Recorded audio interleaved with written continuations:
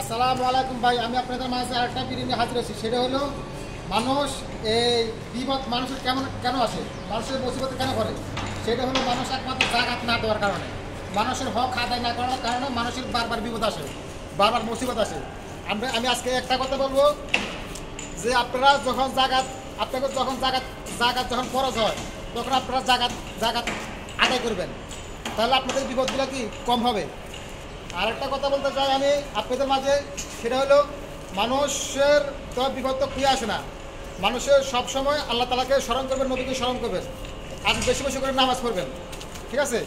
আর একটা কথা বলতে চাই আপনাদের মাঝে যে মানুষ অহংকার করলে কিন্তু মানুষের ধ্বংসের দিকে চলে যায়।